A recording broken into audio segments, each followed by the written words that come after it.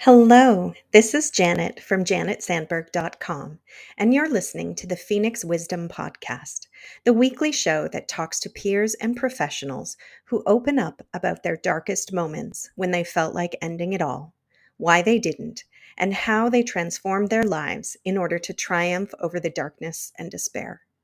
Please remember to subscribe if you'd like to hear more inspiring stories.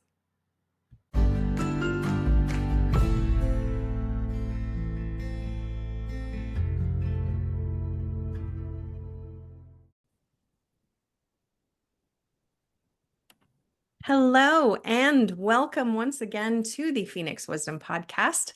I am your host, Janet Sandberg, and today we are joined by the super awesome Kadin McElwain. Kadin, welcome. Thank you for joining me today. Thanks for having me, Janet. I'm excited to hear your story, and I'm going to thank you in advance for being willing to share it today. Let's just start by telling the people a little bit about yourself. Absolutely.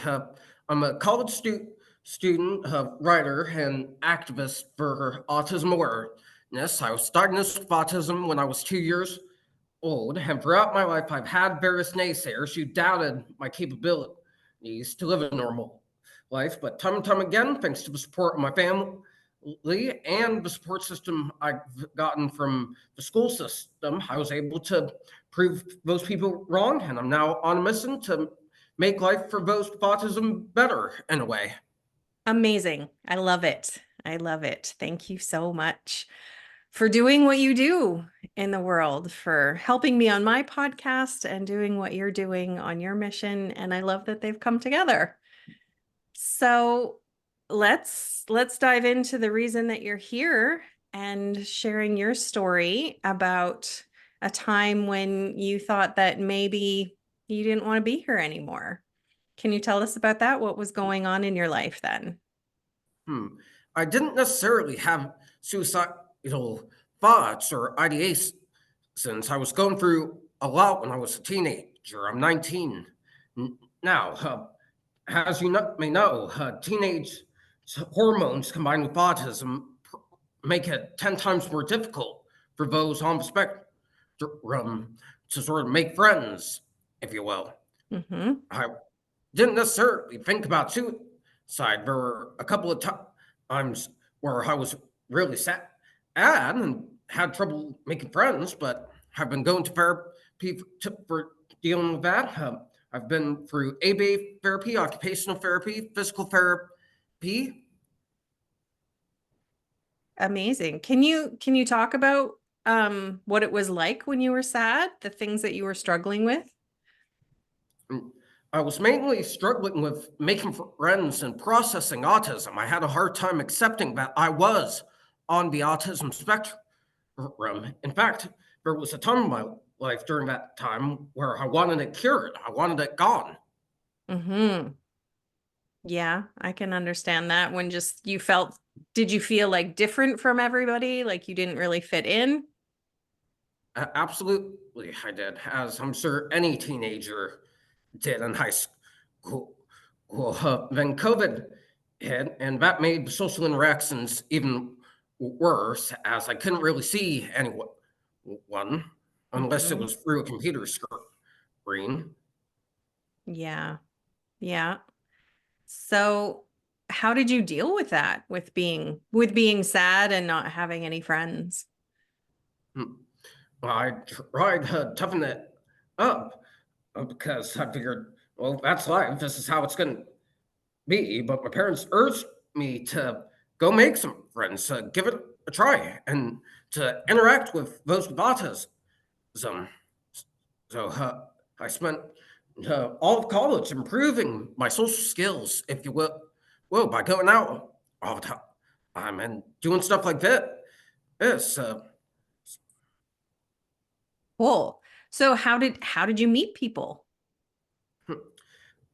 that's a good question. I mainly met people in contacts through social media and through the school.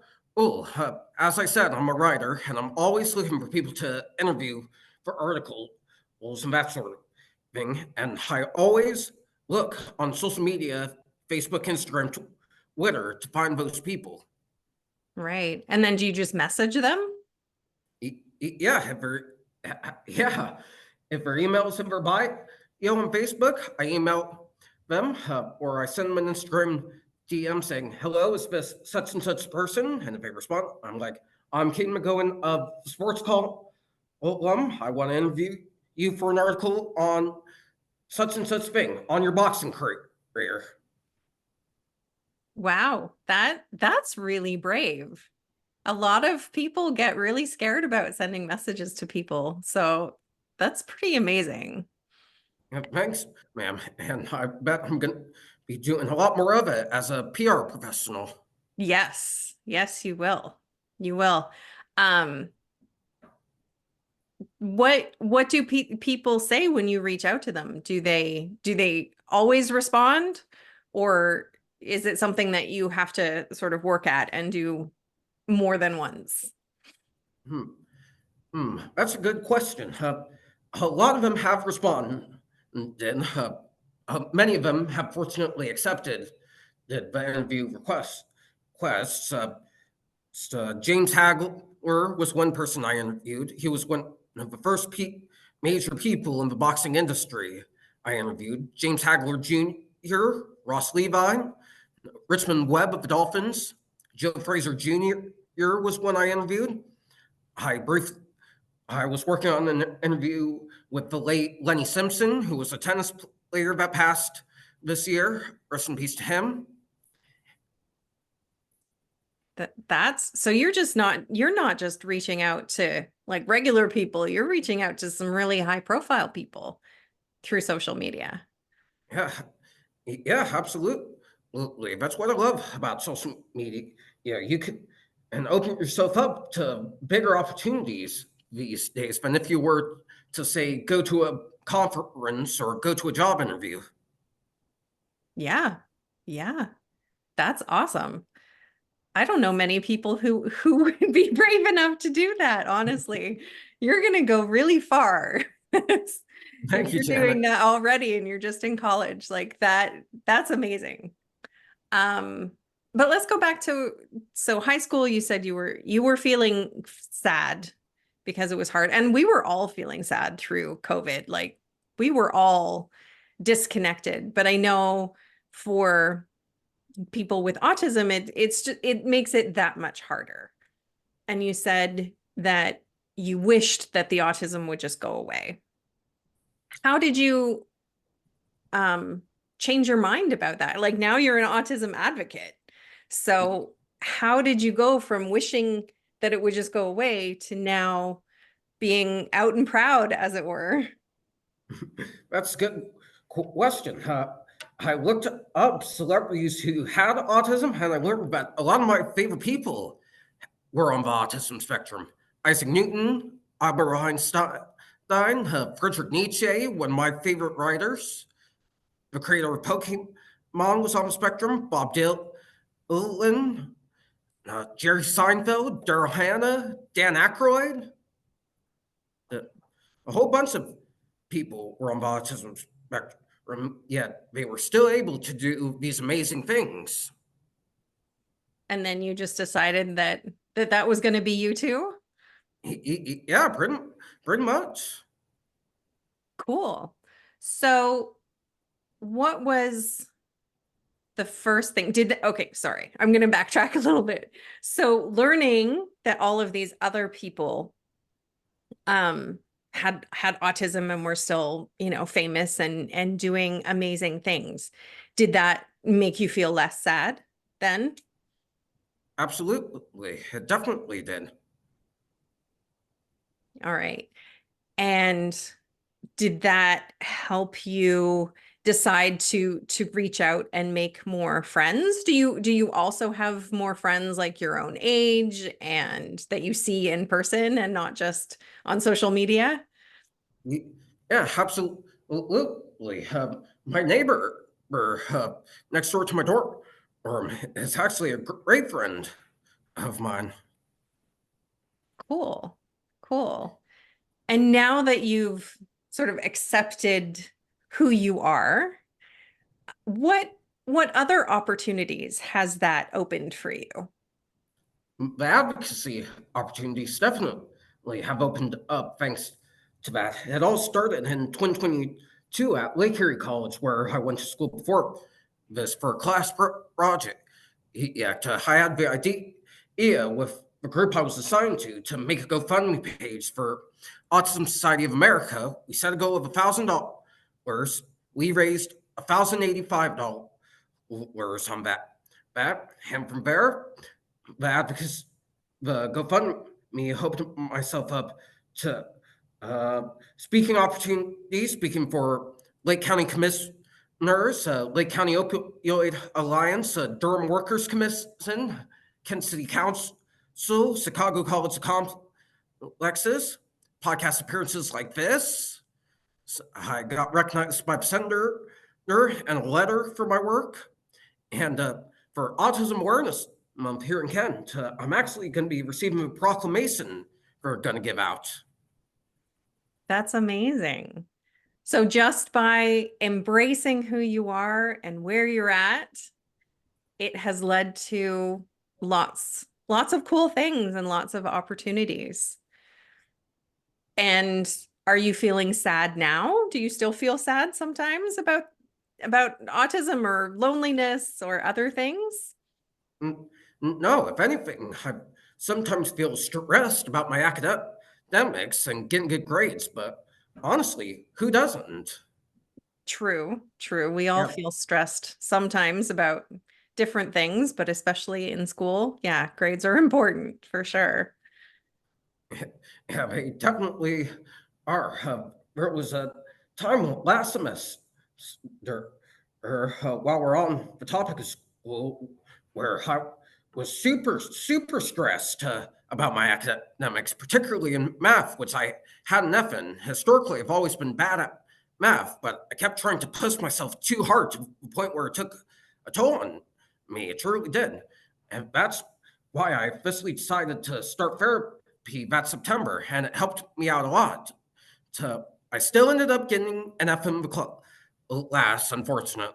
Hmm. I mean, it's math, the one subject I'm bad at. But I still made Dean's List, my third consecutive one in my college career. And now, this semester, I have straight A's. Fantastic.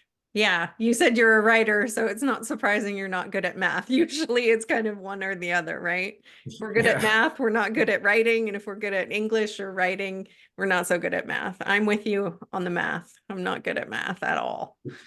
yeah, yeah. And unfortunately for me, for the PR major, a math history course, which I think is called History of Concepts in Math, something like that, will suffice for the math requirement. And it's online, which I can concentrate better in. Awesome. Awesome. It's good that we have all of these options now for online school and in-person school. And it's just, that's the one good thing that I think came out of COVID is just giving people more options for making friends and meeting people, but also for learning and working and doing what's best for you, no matter where you're at, right? Right, absolutely. Um, I was gonna ask, oh, if you could give somebody advice, if they're struggling with something, if they're feeling sad or they're struggling with school and they're kind of at the point where they're like, ugh, I don't want to do this anymore, what advice would you give them? Hmm. I'd say keep pushing. You'll get to where you want to be. You just have to be good to people, be positive, and if you're struggling with something, you just have to get help. Yeah. What kind of help would you tell them to get? Mm, It depends. If it's for a hard subject in school, tutoring. If it's for mental well-being, they should talk to a professional that can help with their mental well-being, or they can call the National Suicide Prevention Hotline. Yes. Yes. And the number for that, I always post in my description for the podcast. So if people are struggling, they can always go there. You have been super inspiring, and I have loved talking with you. Thank you so much for being on the podcast. And I wish you lots and lots of luck in all of your endeavors and much success. Thank you, Janet. Thanks for having me.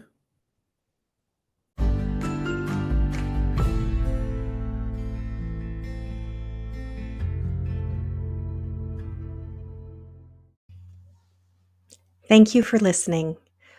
Remember that you are loved, you are worthy, you are valuable, you are meant for more, and that it really does get better. If you are in crisis, there are numbers that you can call or text to get the help that you need. That information for Canada and the US is in the description below each episode. If you are in immediate crisis, please call 911. We love you, and I hope you'll listen again.